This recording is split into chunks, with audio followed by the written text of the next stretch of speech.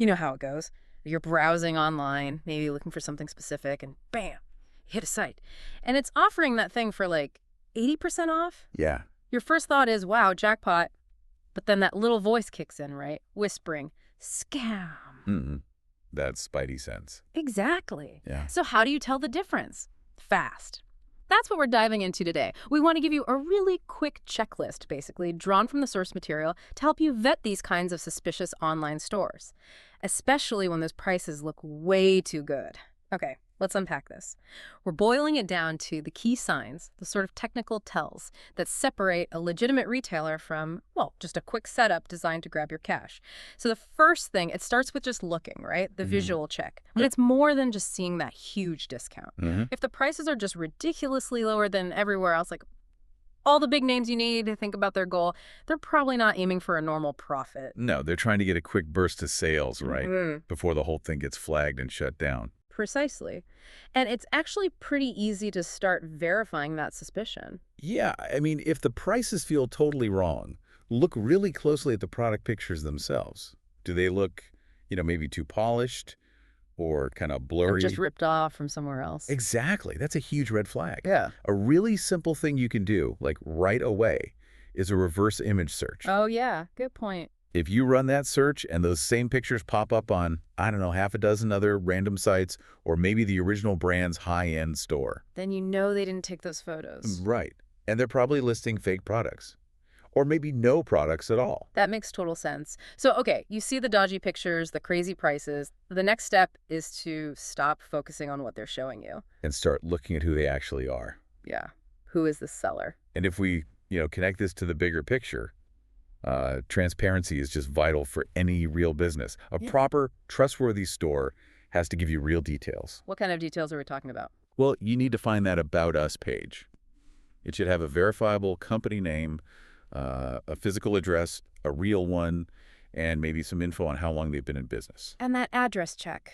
That's super important, isn't it? Don't just glance at it. No, definitely not. Grab that address, paste it into Google Maps or something similar. What are you looking for? Is it actually pointing to a warehouse, maybe a shop front? Or does it land on, like, a P.O. box service?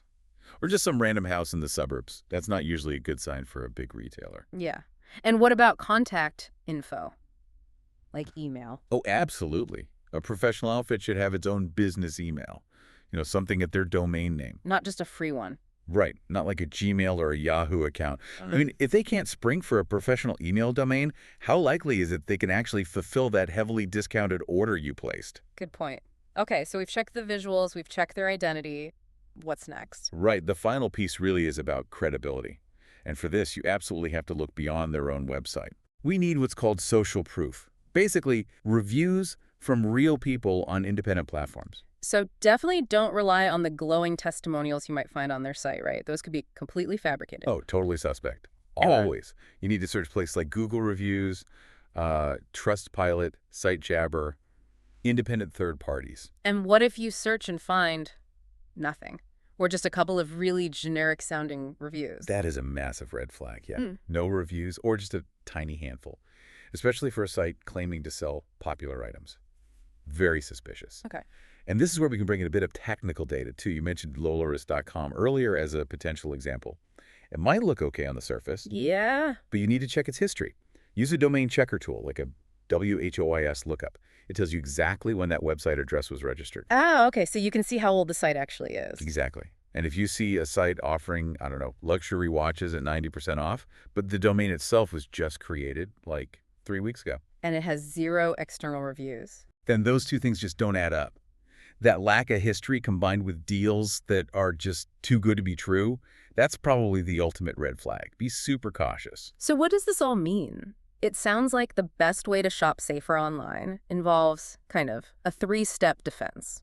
First, be skeptical about those wild prices and check the images. Second, verify their identity. Look for that real physical address. Like it's on the map. Yeah. And third, check their reputation off-site. Look for independent reviews and maybe check the site's age. Absolutely. That little bit of research, that due diligence up front, is honestly your best protection against that awful feeling of realizing you've clicked buy on a scam. It's essential. Right. But, this brings up a really important final thought for you, the listener. Let's say you do your research, you try your best, but sometimes things still go wrong. Yeah, that can happen. If you do realize you've been scammed, you've lost money, what do you do then? What are the immediate steps you should take to try and get those funds back?